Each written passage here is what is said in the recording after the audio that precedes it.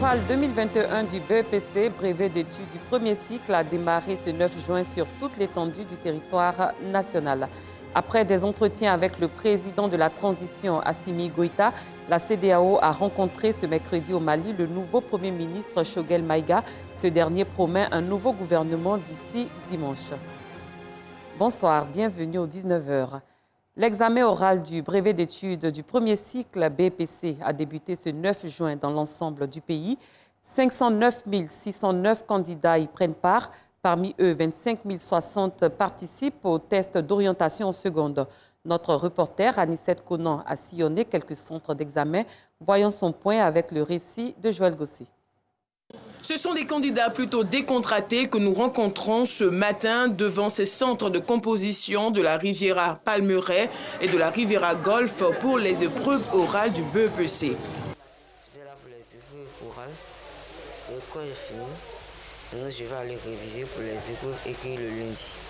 Je suis là pour passer l'épreuve orale que nous connaissons bien l'anglais, archipathie. Et puis c'est ma matière préférée, donc je crois que je vais être au top. Concentration oblige, les cours des centres de composition sont vides, les salles refusent du monde. Tous des candidats contours. Je suis un peu stressé parce que je passe ce soir, donc je suis en train de réviser. Pour cette première journée d'oral en anglais, les professeurs jugent satisfaisant les niveaux des élèves. Concernant le niveau, pour les 5 qui sont passés, je peux dire qu'il y a plus de 3 qui ont le niveau. Quand on fait la moyenne, c'est bon. Ce responsable de centre, lui, est ferme sur l'intolérance des... 10 heures, on était à l'école de gendarmerie pour retirer les épreuves. On ne fera pas de cadeau à chaque acteur qui va se rendre coupable de fraude, qui va aider un candidat et autres. En tout cas, je ne pourrai pas le supporter. Je serai obligé de le dénoncer. Ils sont 509 609 candidats sur le territoire, parmi lesquels 25 060 au test d'orientation en seconde. Les épreuves écrites démarreront le lundi 14 juin prochain. Le gouvernement a annoncé une fourniture d'électricité continue pour les ménages en début juillet 2021 et pour les industriels à partir de la mi-juillet 2021. C'était lors d'un conseil des ministres tenu ce mercredi au palais présidentiel. L'Académie internationale de lutte contre le terrorisme, AILCT, est désormais une réalité. Fièrement dressée en bordure de mer dans la cité balnéaire de Jacquesville, elle sera inaugurée ce jeudi 10 juin 2021 par le Premier ministre Patrick Hachi. La cybercriminalité éprouve l'économie des pays africains. C'est le constat fait lors d'un forum tenu le 7 juin dernier ici à Abidjan.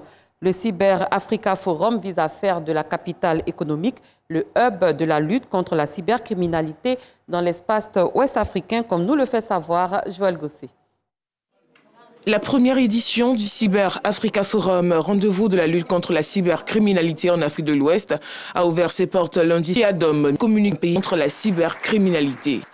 La cybersécurité, la cybercriminalité, ce sont des points importants puisque nous devons garantir la sécurité à nos concitoyens. Et je pense que tous les aspects qui vont être traités durant cette journée, durant ces travaux, vont nous permettre de prendre des résolutions pour garantir un pays beaucoup plus sûr du point de vue dans le cyberespace. Initiative du gouvernement en matière de lutte au monde. L'objectif de ce lieu, les autorités, les communautés d'affaires et les spécialistes de la cybersécurité afin qu'ils puissent échanger leurs points de vue et leur expérience et jouer le rôle de facilitateur en fournissant des informations et des solutions concrètes en matière de cybersécurité au profit des décideurs d'Afrique subsaharienne. Pour les gens, pour les amener à mieux comprendre. Et parce que quand on parle de stratégie, on parle d'infrastructures, de mise en place d'infrastructures pour lutter.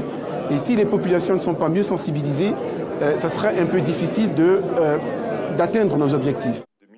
Franquier, commissaire général du forum, n'a pas manqué d'exprimer son satisfecit quant à l'organisation de cette première édition. C'était déjà un objectif de sensibilisation. Le second objectif pour nous, c'était également un objectif de proposer des solutions concrètes. Et enfin, il y a également un objectif de structuration de l'écosystème où on souhaite que les personnes puissent se rencontrer pour pouvoir lutter contre la cybercriminalité et avoir encore plus de cybersécurité. Le prix Ahmed Bakayoko en hommage à l'ex-premier ministre pour son leadership dans le domaine du numérique, mais surtout son engagement dans la lutte contre la cybercriminalité a été décerné au ministre Roger Adom. Une minute de silence a d'ailleurs été observée en la mémoire de l'illustre disparu. Organisé par la plateforme CyberOps, ce forum, selon Franck Kié, compte s'imposer en Afrique noire francophone. L'ONG Lune d'Afrique, section Côte d'Ivoire, entend contribuer durablement à l'édification d'un climat social apaisé. À l'invitation d'une association de ressortissants du Grand Nord à Yakassé, à Tobrou, dans le sud du pays, cette ONG a annoncé sa future caravane dénommée Mieux vivre ensemble. Elle débutera dans l'ouest du pays le 29 juillet et prendra fin le 1er août prochain. Au cœur de ce rendez-vous, des questions de paix et de cohésion dans une région de l'Ouest minée par les dissensions communautaires. Franck Adiou. Yakassé à Tobrou, dans le sud ivoirien. Ici vivent plusieurs communautés allochtones et autochtones. L'harmonie sociale est une préoccupation, notamment pour celles issues du Grand Ouest ivoirien. Et justement, l'Agoya, l'association des ressortissants du Grand Ouest vivant à Yakassé à Tobrou, reçoit l'ONG Lune d'Afrique Côte d'Ivoire. L'organisation amorce ici sa caravane intitulée Mieux vivre ensemble, dédiée à la réconciliation nationale.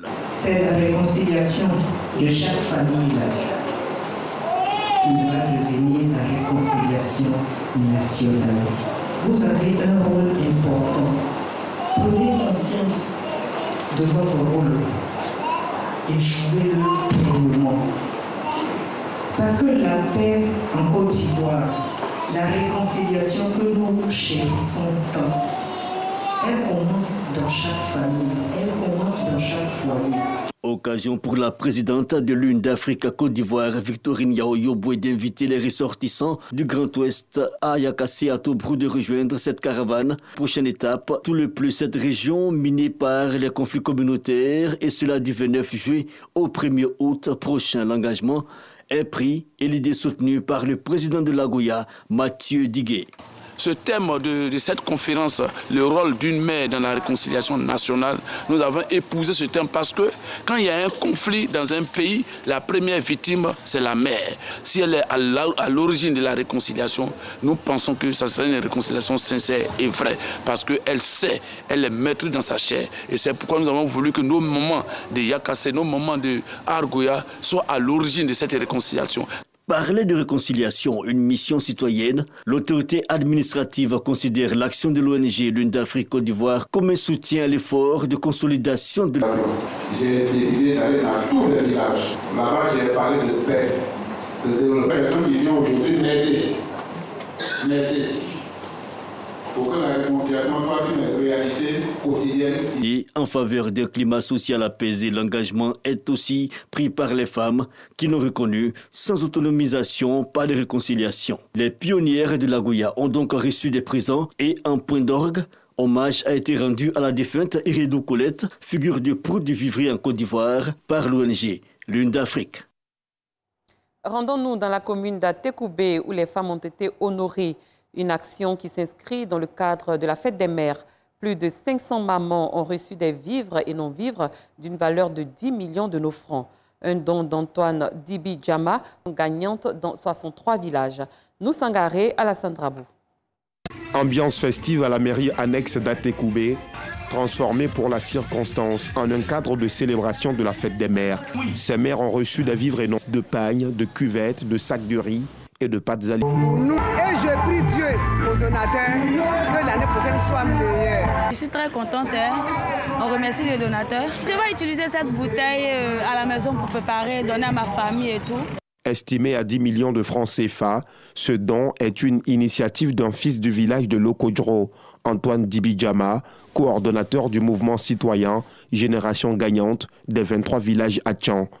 Merci, chère maman, de nous supporter malgré nos caprices. Merci de toujours nous pardonner malgré nos méchancetés. Votre place pour l'harmonie de notre société est primordiale. Sans vous, que serons-nous? Sans vous, les desseins de Dieu pour l'humanité ne peuvent pas s'accomplir. Cette action de solidarité vise à accompagner Maïsan Kofi Noël, représentant le président du mouvement citoyen Génération Gagnante.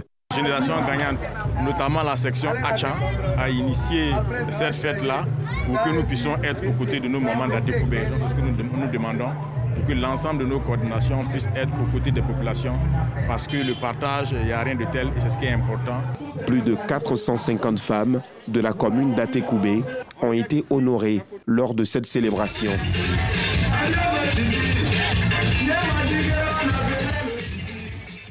À l'étranger, le nouveau Premier ministre de transition malien, Choguel Kokala Maïga, a dit ce mercredi son intention de former d'ici à dimanche un gouvernement censé conduire les affaires du pays avant un retour des civils au pouvoir prévu début 2022.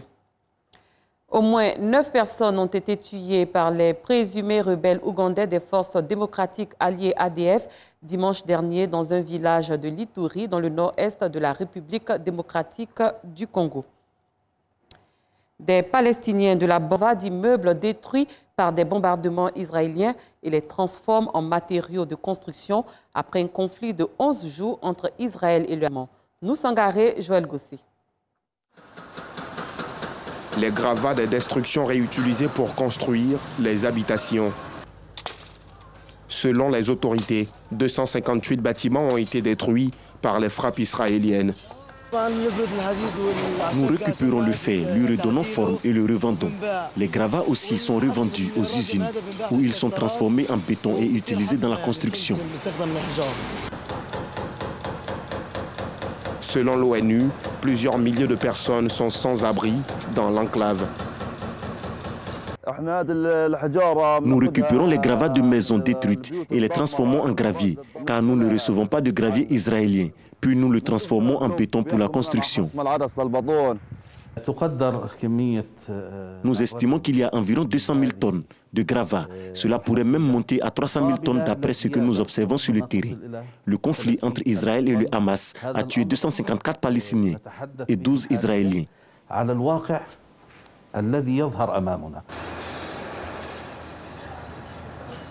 Cette édition est terminée. Merci de votre aimable pour un autre journal.